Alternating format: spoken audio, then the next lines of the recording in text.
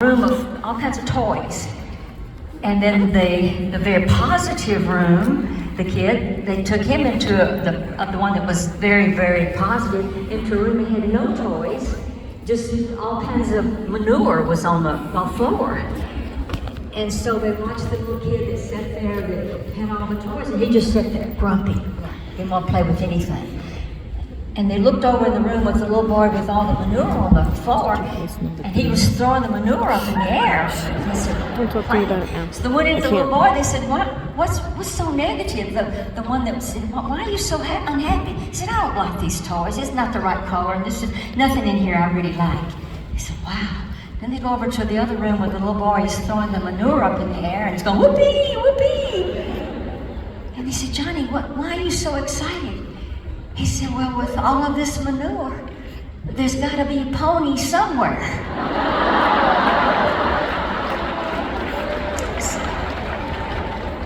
Are you looking for the pony sometimes now? Mm-hmm. Yeah. Life is a choice, and you're where you are today because of your choices. And you learn more from failure than you do from success. Let me just tell you, you learn more from failure. Let me give you a couple examples. I used to do a cooking TV show, and I approached the owner of our company. Our TV station was the Meredith Corporation. They own Better Homes and Gardens, and I had this idea. What about a food network? They just laughed. They heard my corn-pone redneck accent, and they thought, what does she know about a food network? I said, people eat 3 times a day. They don't even have sex that much unless they're weird, newly married, or having an affair. I'm telling you, the food network will work. Well, I was at Channel 5, owned by the Meredith Corporation that owned Better Homes and Gardens. But the Channel 3, the ABC network, Jack Clifford watched my cooking show every day. He was general manager, and they said, Rita, we couldn't interrupt him when he was watching Cooking with Rita because we thought he had a crush on you or something. He would just study your show, couldn't interrupt him. Well, Jack Clifford started the Food Network, and he and I got an award together. There's a book called Seed, Money, and Action, where you're supposed to give your source of inspiration. And I said, you know, Jack, I had that idea for the Food Network. He said, yeah, I know. And I said, you know, that book, Seed, Money, and Action, you're supposed to give to your source of inspiration. Just a little bit. 10% would have been good. He said, you're right. He said, I should have given you something, Rita.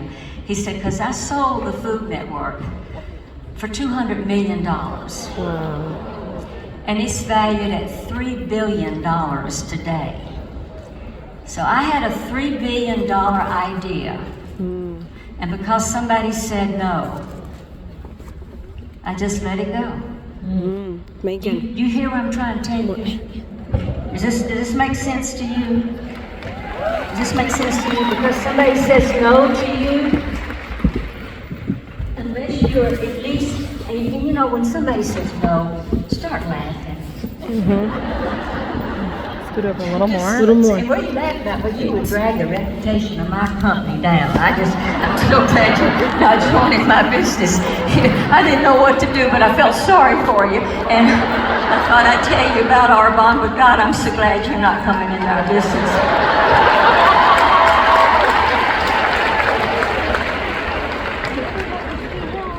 Okay, you don't say it like that, but you think it. You think it. I mean, you know, you gotta know that the people that are in this room that are sponsoring the most people, that are connecting with the most people, used to sponsor, but now you connect. But anyway, that are connecting with the most people, talk to the most people. This is, I mean, if you're not where you want to be, you haven't connected with enough people to share this, and you got to have passion about what you do. People, I know as you're sitting here right now, and how in the world with all the products that Arbonne has, when I got started, we had 14 products. I knew jack about skincare. I would just tell people, just mix it all up and throw it on your face. It'll be fine. I know, check her out. I didn't know a lot about it, but I knew people that knew people. And I would make people, see, everybody in this room has an invisible sign, and it says, make me feel important. People work harder for praises than they do for raises.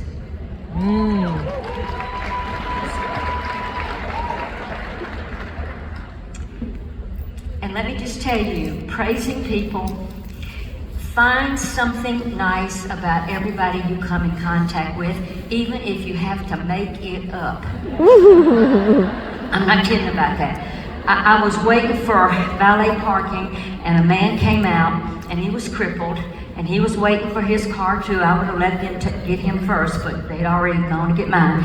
And so he's standing there, and he looks me up and down. And he said, lady, I like the color of your toenail polish.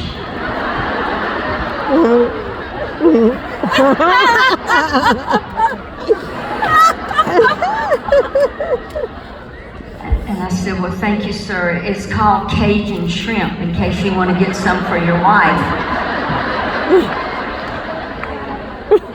But I felt better after getting that compliment. I mean, it took him a while to find something.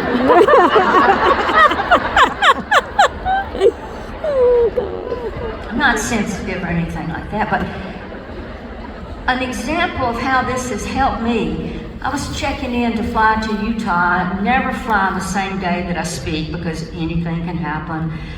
And as I'm checking in, the ticket agent, I said, oh, I love your earrings. And I said, who does your hair? Your haircut is so cute. I said, I'm on the way to Utah. I don't usually fly the same day that I speak, but I said, I had to today. And I said, let's just hope we don't have any problems. And I said, you are so cute.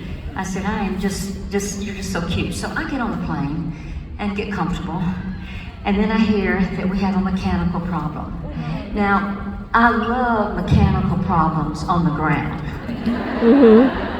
I don't understand people flying first class, by the way, because I've never known an airplane that backed into a mountain. So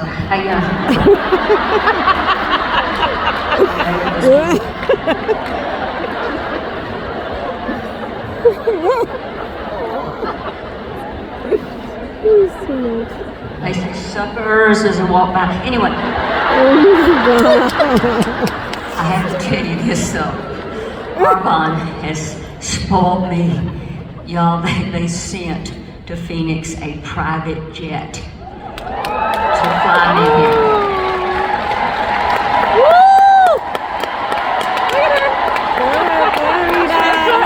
Check her out. It was disguised as Southwest.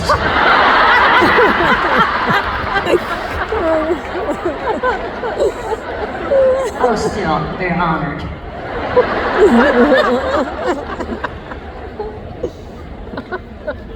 Okay, I need to tell you the Jolene story. How many of you have heard the Jolene?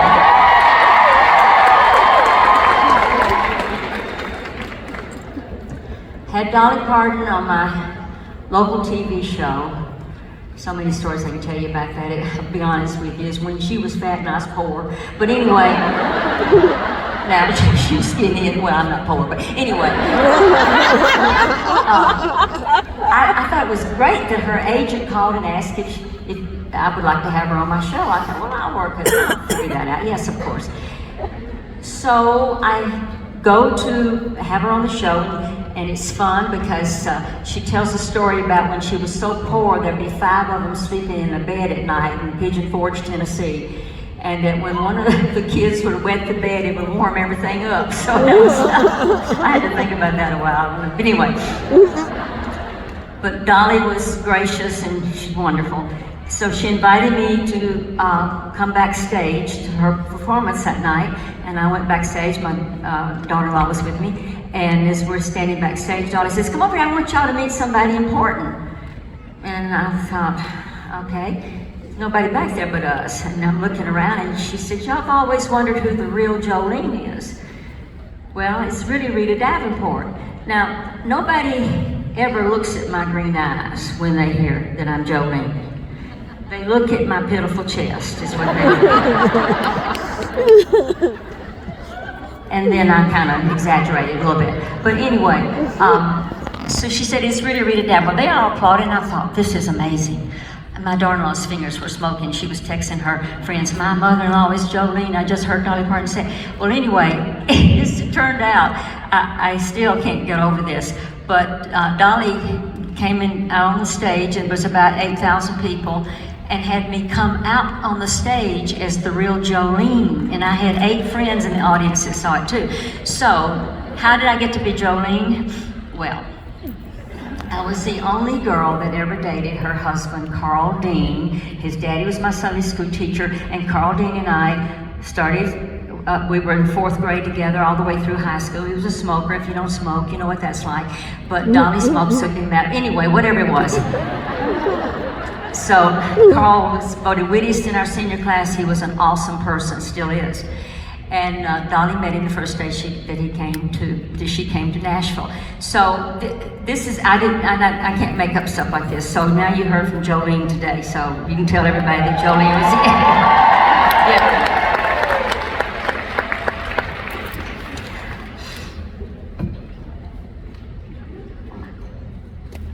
Okay, I need to explain to those that haven't heard me speak before a while. I got the 2 watches. How many have not heard me speak before? Okay. This is a $29 Rolex. I mean, I wear it because this is a $29 Timex. I meant to say Timex is $29. I wear it because I can see it. You see how easy you can see that watch? Now this right here, someone can see it.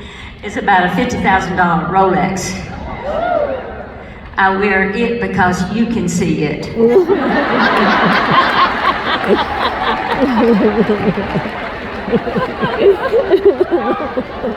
I don't need a Rolex watch, but you need to see me wearing one. You might sound, well, what's she got to say? But you see that watch, I'm gonna listen up. Okay. This diamond bracelet was my birthday surprise from my husband. Yeah, it surprised him when I bought it.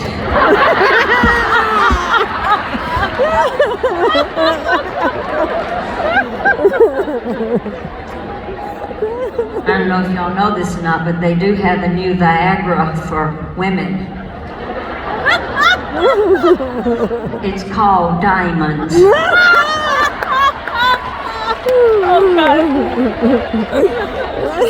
You know, as Dolly Parton says, there's nothing sexier than a rich woman.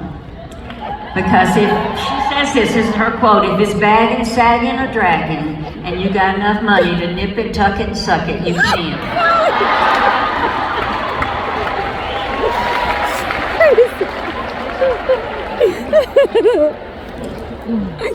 Okay. That's crazy. One of the things, and y'all, I love you all, but I'm gonna take you to the woodshed on a couple of things. First thing is I want you to get back to parties. It's okay, the social media, I know how powerful it is and I know it's great.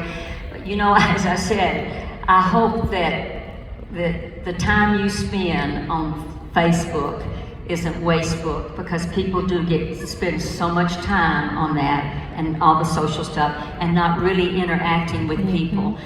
And if we got the business up to a certain level, and we were very active in parties. You know that Cecilia Stoll did 28 parties the 9th month of her pregnancy.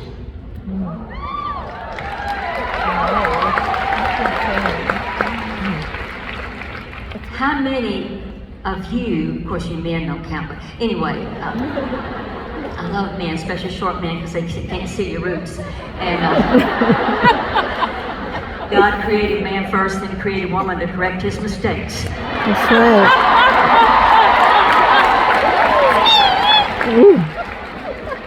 My mama said he did it like this because he didn't want a lot of suggestions. And I'd had a few. Why didn't he let us all stand up to go to the bathroom? That's a good thing. Yeah. My little brother could whiz anywhere. I want you right now to stop and think of the people that need this business, that you can impact their life by your example of success. And y'all, there's 3 words that build your business. Activity, activity, activity. You've got to get your ask in gear, and you have not because you ask not. I mean, when I tell you the story of, me talking to the plumber underneath my sink about Arbonne, I'll talk to you then when I get through fixing this, or the cop that stopped me for speeding and came to my meeting that night, he and his wife. I mean, everybody that, I don't do that live, so, but anyway, everybody that I talked to, people would say, well, she needs counseling. She can't shut up about Arbonne. Y'all, I didn't know something better. If I knew something better, because my background was raised in poverty, and then I was a social worker, and then I was told not to go to college, and then I managed to work my way with 2 jobs through college, and got out in 3 years with honors, with a BS degree, which I'm demonstrating right now, but I was never encouraged to do anything. And I didn't know what to tell people. Because I told my sister, well, you could do Arbonne, but she had to find out that she could do Arbonne if she wanted it to work for her and the people that she cared about. And that's what's so important. How do you look at people that need this, not only for health and appearance, when Petter wanted pure, safe, and beneficial. I was talking to people that didn't know who I was the night, and they were telling me about the ingredients, and I was so proud, because I said, oh, what is Arbonne? I was messing with them, but what is Arbonne? I was testing, and they just started telling all the ingredients. I went, oh my God, yes. You've got to be a product of the product. You've got to have the buzzwords, you've got to know what to say, and you've got to be so excited when you talk to people about it. And if you can't fake it till you make it, y'all know what I'm talking about. Fake it till you make it. You can act as if, because you have to over and over again, and it's a numbers game. And the one that talks to the most people is the one that's going to win. That's it.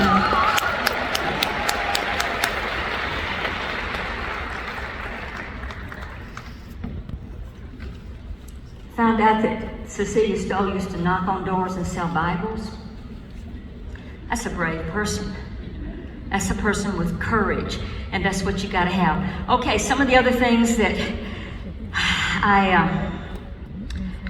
by the way, Donna Johnson, where are you? Donna Johnson heard me speak after Tony Robbins. And Tony Robbins teaches people to walk on fire. And when I stuck my finger up in the air and I said, my mentor walks on water, Donna Johnson did a book, My Mentor Walks on Water. Woo! Outstanding. Woo! Outstanding. Okay. All right, people say, Rita, how come you feel so good about yourself when you're not all that smart, you're not all that good looking, you're not all that this, and when people run you down like that, say thank you for sharing. Say yourself, asshole. But anyway. Oh my God.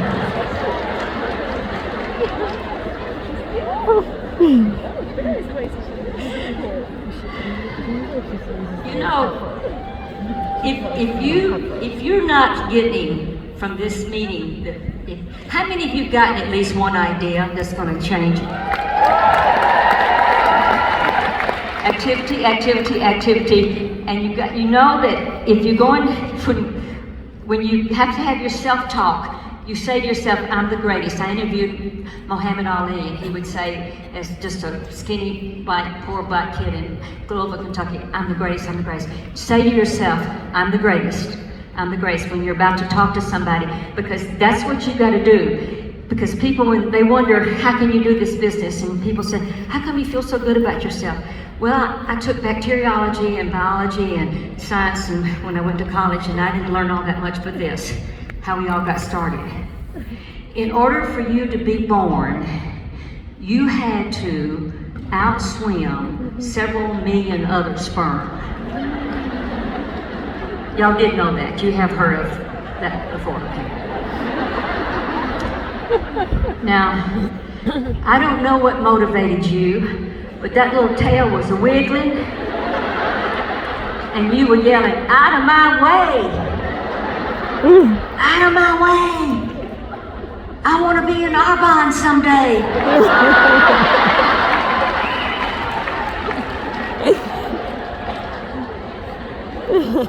I don't know what it was, but the people that you left behind, they never amounted to much, did they?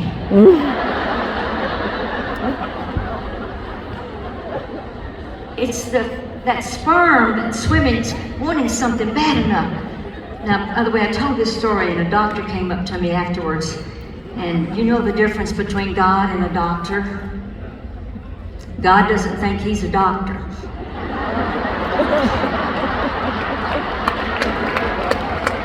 Never tell that before your surgery, okay?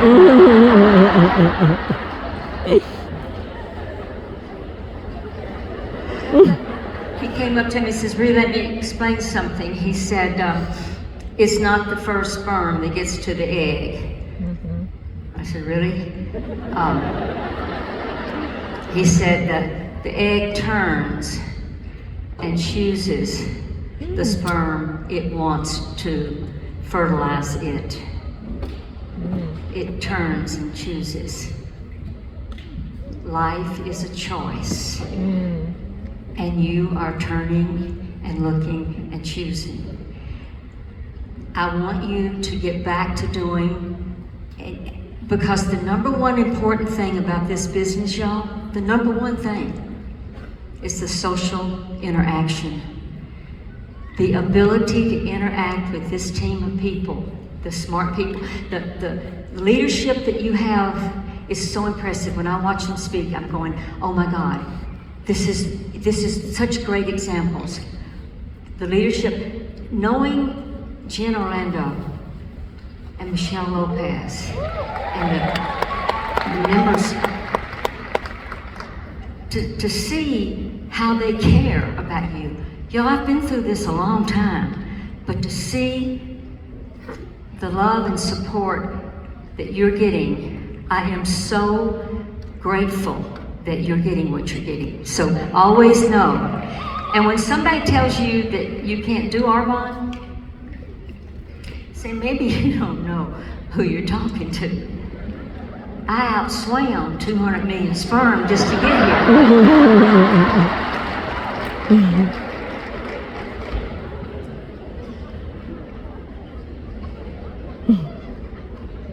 Keep your sense of humor, no matter what. Okay. Then I want to talk about this poaching thing. Y'all, if somebody poaches somebody from you, bless that person and release them. You hear me? That's the best thing you can do, is bless them and release them. Because there is nothing that, I don't want you to be harmed by that and to feel bad about it. I want you to want the best for that person. I want you to have what's best for you. And that just leaves time and space for you to work with somebody else. But it does happen. We all know it happens. And bless that person and release them and take the high road. Take the high road, because you can't really fix it. You can't stop it, but it happens. But I never know of anybody that does that benefits. Because anytime you take from somebody, you're going to lose eventually. So keep that in mind. Keep that in mind. You won't win by poaching. Well, let's see what else I can do to tick y'all off just a bit. Y'all, don't forget to tip and be generous by tipping the maids and people. Y'all, tipping is, it is so important. I'm telling you, I don't know what Okay, just one, come on. I don't know what you've gotten out of town. I don't know what you've gotten out of this, but one takeaway, Irma Bombeck was my neighbor. I lived about $6 million down from her house, but she was my neighbor. And I read in the newspaper that she had gotten a $14 million advance on her last book. I called and said, Irma, what's that like? $14 million. And I said, I can't imagine. She said, well, Rita, I'd rather have a kidney, because she was on dialysis. How many of you got a kidney? Put your hand back here right now. You got a kidney? So the Irma Bombeck was worth $14 million. Did you think you were going to come to this meeting today and walk out of here worth $14 million more? Oh, you got another kidney? You got two? That's $28 million. Now I know you had to spend a lot of money to come. I know the airline and hotel, but did you think you would leave here worth $28 million more than when you got here to Las Vegas? But you never thought about your kidney being worth that, had you? But no, it was to somebody else. You have so much in you that is so powerful. Never, ever forget your greatness. Y'all be nicer than necessary. Always say something nice to somebody. And I mean, I mean it. Sometimes you have to make it up. Yeah. I was at Costco, and there was a woman in a pink shirt, and I said, oh, I love that shirt on you. It's so pretty. And she came over to me later with her cart. She said, thank you for saying that. I said, oh.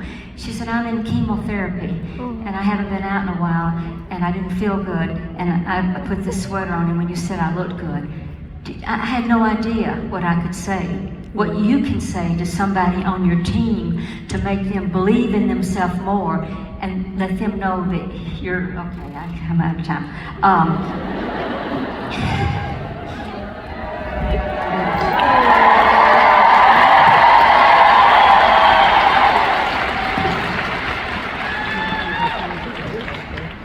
Okay, I asked so many people. Chris Weiler said, I think a big defining point is how this business is cyclical. What is down will come up, and as I said earlier, it will. And he said, I have always felt better when you tell me I got you, because I love and believe in you. We need to tell all of our consultants that we got them. This is from Chris Weiler. From Julie Newcomb said,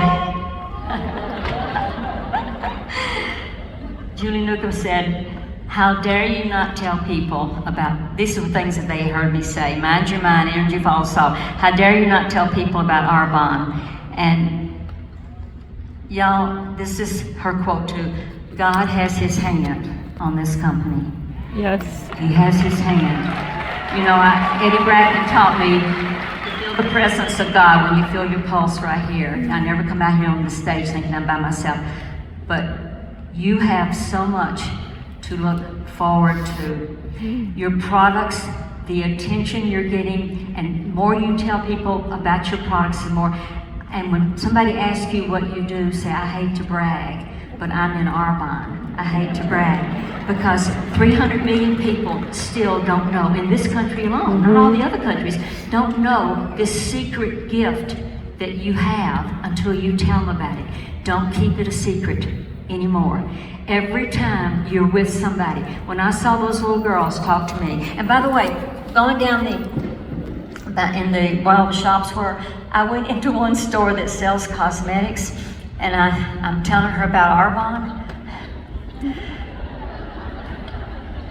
She wants to join, and I'm not a member. I mean, I couldn't sponsor her, but I saved the car. I'm going to auction it off later.